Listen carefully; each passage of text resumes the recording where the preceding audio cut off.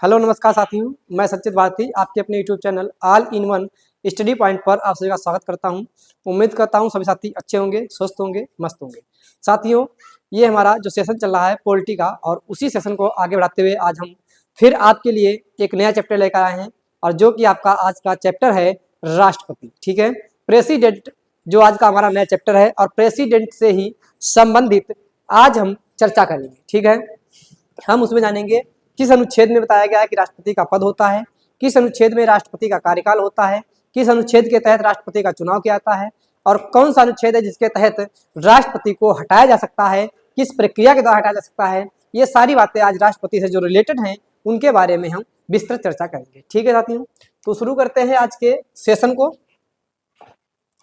ये हमारा राष्ट्रपति हेडिंग पड़ी हुई है प्रेसिडेंट। ठीक है, क्या कह सकते हैं इसको हम, राष्ट्रपति या फिर प्रेसिडेंट। ठीक है, और जो कि आपका किस में है, तो ये आपका भाग 5 में दिया हुआ है। ठीक है, राष्ट्रपति का जो वर्णन है वो किस में है, तो भाग 5 में राष्ट्रपति का वर्णन दिया गया है। ठीक है, और अगर बात की जाए किस अनुच्छेद में कहा गया है कि भारत का एक राष्ट्रपति होगा, तो आपका अनुच्छेद 52 कहता है।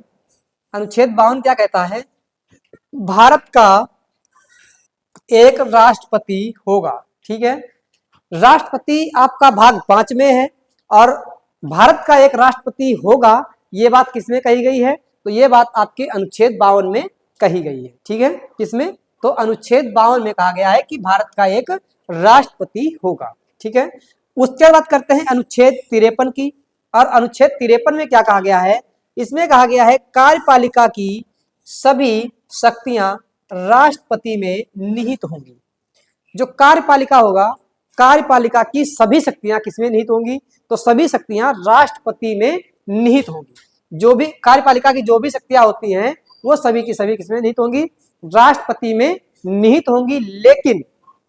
लेकिन वो प्रयोग कब करेगा, तो प्रयोग वो कर पाएगा मंत्रिपरिषद की सलाह पर।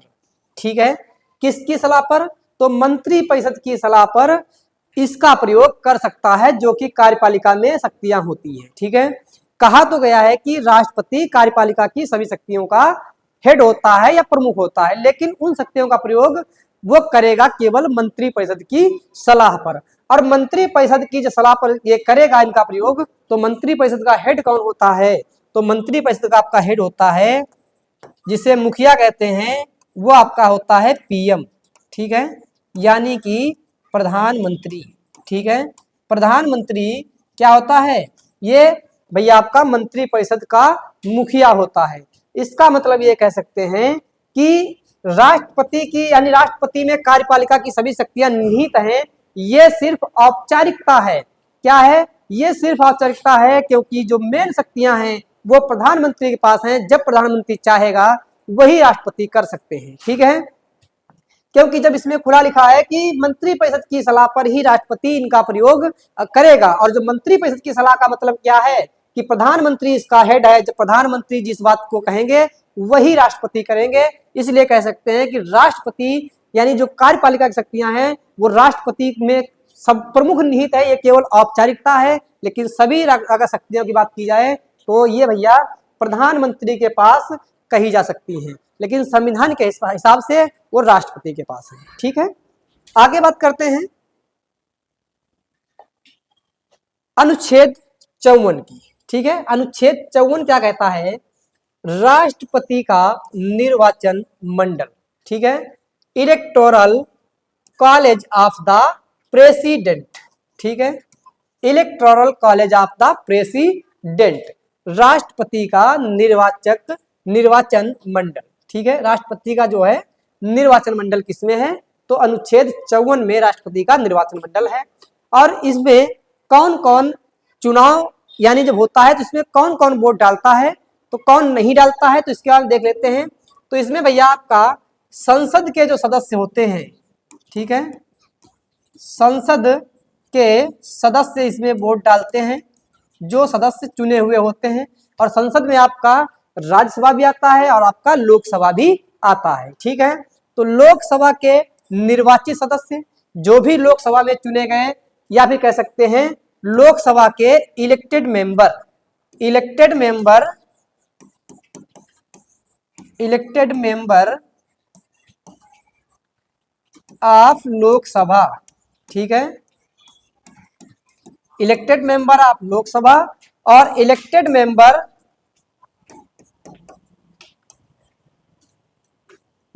ऑफ राज्यसभा, ठीक है, मेंबर ऑफ राज्यसभा, ठीक है। तो क्या आ जाएगा आपका, जो लोकसभा के निर्वाचित सदस्य होंगे वो, ठीक है, और राज्यसभा के निर्वाचित सदस्य, ये दोनों इसमें आपके क्या करते हैं, वो भैया इसमें वोट करते हैं, ठीक है। और साथ ही राज्य विधानसभाओं के निर्वाचित सदस्य, जो भी राज्य विधानसभा होती हैं उनके निर्वाचित सदस्य भी इसमें वोट करते हैं। और इसमें अगर केंद्र शासित की बात की जाए तो कौन से प्रदेश इसमें वोट करते हैं, तो जैसे आपका दिल्ली हो गया, पुडुचेरी हो गया, जम्मू एंड कश्मीर हो गया, ये केंद्र शासित प्रदेश हैं जिनकी राज्य विधानसभाएं, जो की विधानसभाएं हैं वो भी इसमें वोट करती हैं। और साथ में लोकसभा के निर्वाचित सदस्य और राज्यसभा के निर्वाचित सदस्य भी राष्ट्रपति के लिए वोट करते हैं, ठीक है, ठीक है भैया। ये जो होते हैं सदस्य, ये सभी के सभी क्या होते हैं, ये एक तरीके जो आपके इलेक्टेड यानी चुने हुए सदस्य होते हैं जो कि इसमें वोट करते हैं, ठीक है। और अगर बात की जाए, या फिर कह सकते हो इसमें संसद के सदस्य जो होते हैं, जैसे आपके संसद सदस्य में कौन कौन आएगा, तो आपका राज्यसभा भी आएगा, आपका लोकसभा भी आएगा, ठीक है। तो ये बात हो गई अनुच्छेद 54 में क्या है, राष्ट्रपति का निर्वाचक मंडल है। और इसमें कौन वोट करेगा, तो लोकसभा के निर्वाचित सदस्य करेंगे, राज्यसभा के निर्वाचित सदस्य करेंगे, राज्य विधानसभाओं के निर्वाचित सदस्य करेंगे, और साथ ही आपके दिल्ली के, पुडुचेरी के और जम्मू एंड कश्मीर के सदस्य जो विधानसभा के निर्वाचित होंगे वो भी इसमें राष्ट्रपति के लिए वोट करते हैं, ठीक है भैया।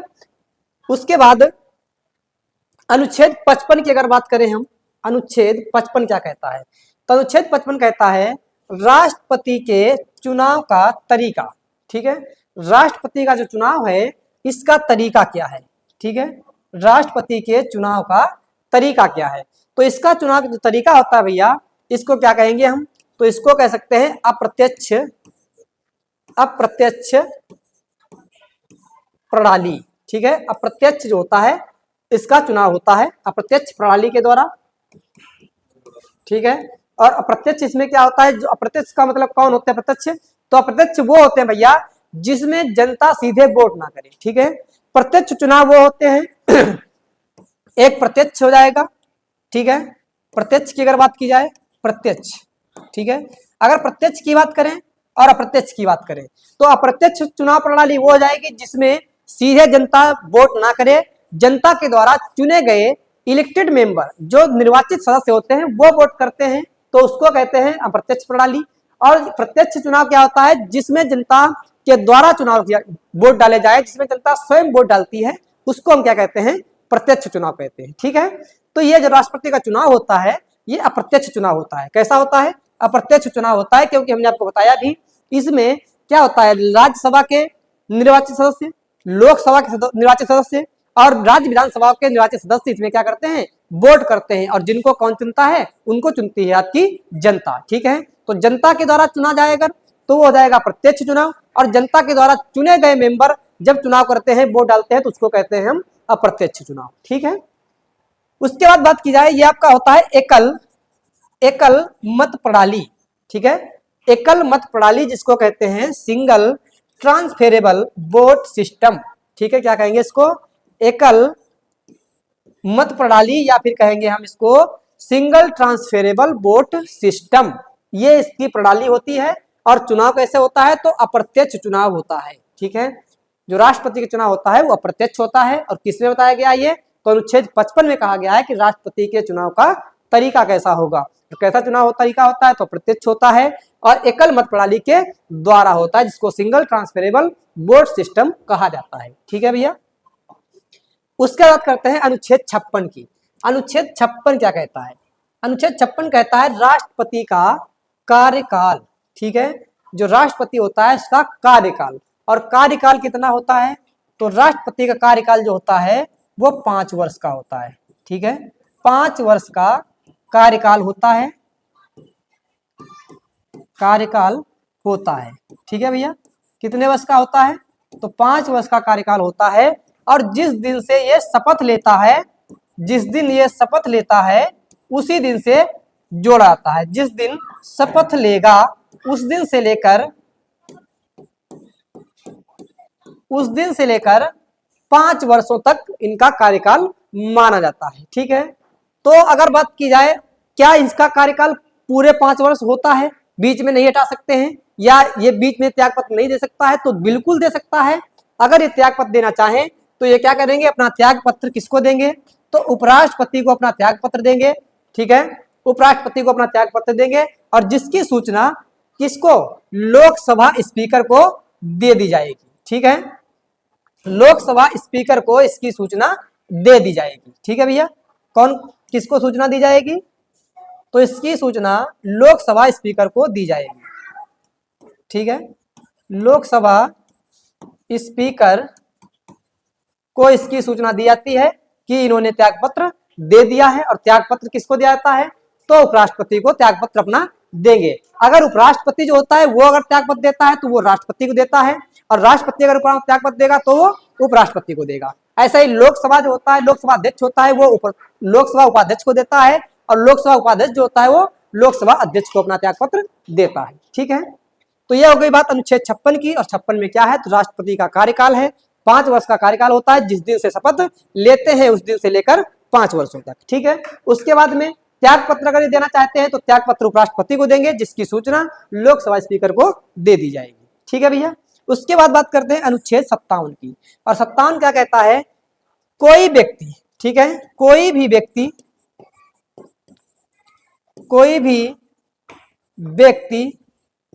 कितनी बार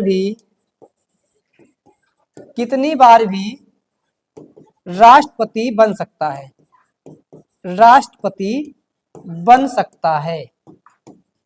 ठीक है, बन सकता है।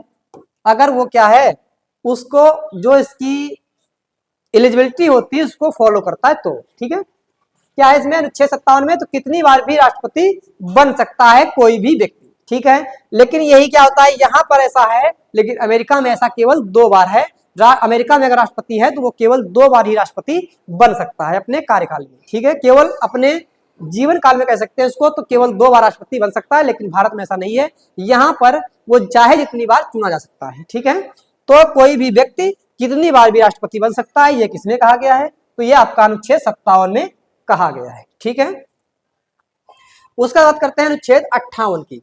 अनुच्छेद 58 क्या कहता है, तो अनुच्छेद 58 कहता है राष्ट्रपति बनने के लिए योग्यता। ठीक है, जिसको कह सकते हैं हम एलिजिबिलिटी क्या है, क्वालिफिकेशन क्या है। ठीक है, क्वालिफिकेशन क्या हो सकती है, या फिर कह सकते हैं एलिजिबिलिटी क्या होगी। ठीक है, तो इनके राष्ट्रपति बनने के लिए, किसी व्यक्ति के राष्ट्रपति बनने के लिए उसकी क्या क्या योग्यता होनी चाहिए, तो पहली तो योग्यता यह आ जाएगी कि वो भारत का नागरिक हो।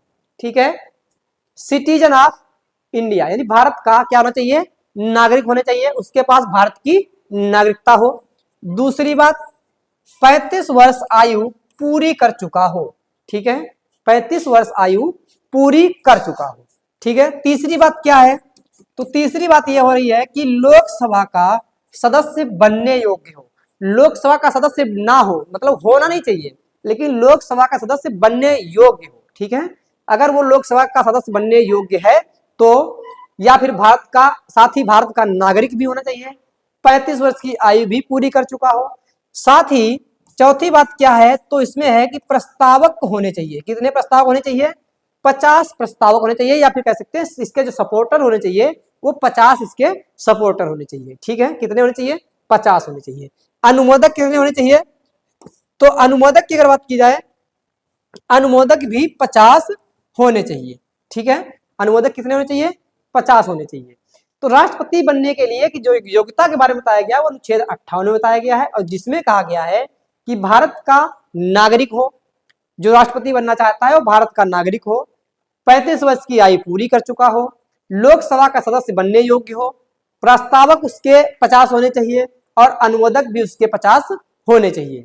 साथ ही उसकी जो जमानत की राशि है वो 15,000 रुपए RBI में जमा करानी होगी। ठीक है, कितनी राशि, तो 15,000 रुपए जो जमानत राशि है वो आरबीआई में जमा करानी होगी। इसका मतलब है कि अगर ये कुछ जो बोर्ड परसेंटेज होता है, जो निर्धारित होता है, अगर वो बोर्ड उतने इनको नहीं मिलेंगे तो इनकी जो जमानत राशि होगी वो जब्त कर ली जाएगी। ठीक है, तो अनुच्छेद 58 क्या कहता है, राष्ट्रपति बनने के लिए योग्यता, और जिसमें इनकी ये भैया योग्यताएं बताई गई है कि इतनी योग्यता अगर उनके पास है तो वो राष्ट्रपति बनने के योग्य हैं या उनके काबिल हैं। ठीक है, आगे बात करते हैं अनुच्छेद 59 की। अनुच्छेद 59 क्या कहता है, अनुच्छेद 59 कहता है राष्ट्रपति का वेतन, भत्ते, ठीक है, राष्ट्रपति का वेतन और भत्ते। तो अनुच्छेद 59 में क्या बताया गया है, राष्ट्रपति का वेतन और भत्ते, और राष्ट्रपति का वेतन होता कितना है, तो भैया 5 लाख रुपए होता है, 5 लाख रुपए पर मंथ। ठीक है, कितना होता है, तो 5 लाख रुपए पर मंथ राष्ट्रपति का वेतन है, और जो कि दिया जाता है भारत की संचित निधि से। ठीक है, भारत की संचित निधि से दिया जाता है, संचित निधि से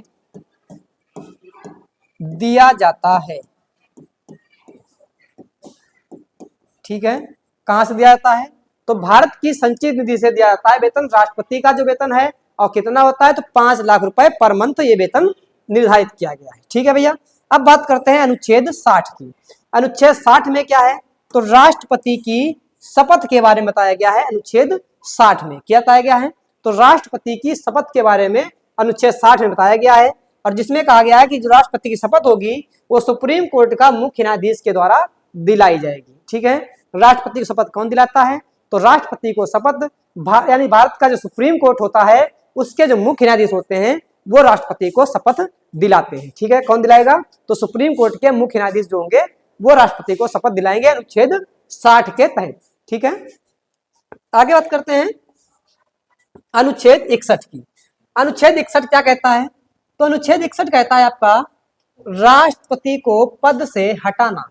ठीक है, क्या है, राष्ट्रपति को पद से हटाना, जिसमें संविधान का अतिक्रमण करने पर। क्यों हटाया जा सकता है, जब राष्ट्रपति होता है और वो क्या करेगा, संविधान का अतिक्रमण करेगा, संविधान को सही तरीके से नहीं चलाएगा, उसको सही तरीके से फॉलो नहीं करेगा, वो संविधान के विपरीत जाएगा, तो ऐसी स्थिति में राष्ट्रपति को यानी पद से हटा सकते हैं। लेकिन किसके द्वारा हटा सकते हैं, तो महाभियोग प्रक्रिया के द्वारा इसको हटा सकते हैं, जिसको कहते हैं इम्पीचमेंट। ठीक है, इम्पीचमेंट या फिर महाभियोग की प्रक्रिया के द्वारा इसको हटा सकते हैं, जो कि प्रक्रिया हमने कहां से ली है, इसको हमने अमेरिका के संविधान से प्राप्त किया है। ठीक है, महाभियोग की प्रक्रिया हमने अमेरिका के संविधान से प्राप्त की है। ठीक है, और इसी के द्वारा क्या हो जाएगा, महाभियोग प्रक्रिया के द्वारा इसको राष्ट्रपति को पद से हटाया जा सकता है। और उसके लिए क्या करना होगा, तो उसके लिए जो संसद के सभी सदस्य होंगे, संसद के सदस्य यानी लोकसभा और राज्यसभा दोनों के मिलाकर 1/4, ठीक है, 1/4 सदस्य क्या करें, ये साइन कर प्रस्ताव भेजेंगे। जब प्रस्ताव भेजेंगे, ठीक है, कहां भेज सकते हैं, तो या तो वो लोकसभा में भेजें, ठीक है, राज्यसभा और लोकसभा के जो कुल सदस्य हैं वो कितने होने चाहिए, तो 1/4 सदस्य क्या करें, ये भैया साइन कर भेज दें।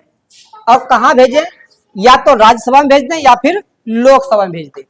ठीक है, कहीं पर भी भेज दें, 1/4 सदस्य राज्यसभा और लोकसभा के मिलकर। उसके बाद में क्या होगा, जब राज्यसभा के 2/3 सदस्य 2/3 सदस्य इसको पास कर दें, ठीक है, 2/3 सदस्य इसको पास कर दें, और लोकसभा के भी 2/3 सदस्य इसको पास कर दें, तो क्या हो जाएगा, तो भैया राष्ट्रपति को सूचना दी जाएगी 14 दिन पहले।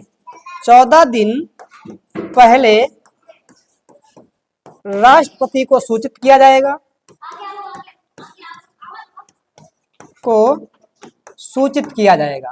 ठीक है, कि आपके ऊपर महाभियोग लगाया गया है, जिसके माध्यम से आपको हटाया जा रहा है। ठीक है, क्या जाएगा, अनुच्छेद 61 कहता है कि राष्ट्रपति को पद से हटाना, लेकिन कब हटाएंगे, जब वो संविधान का अतिक्रमण करता है, संविधान को फॉलो नहीं करेगा, संविधान को सही तरीके से चलाएगा नहीं। ठीक है, तो ऐसी स्थिति में इसको पद से हटा सकते हैं, लेकिन किसके माध्यम से हटा सकते हैं, तो महाभियोग की प्रक्रिया के द्वारा इसको हटाया जा सकता है, जिसको कहते हैं हम इम्पीचमेंट। ठीक है, क्या कहेंगे, इम्पीचमेंट।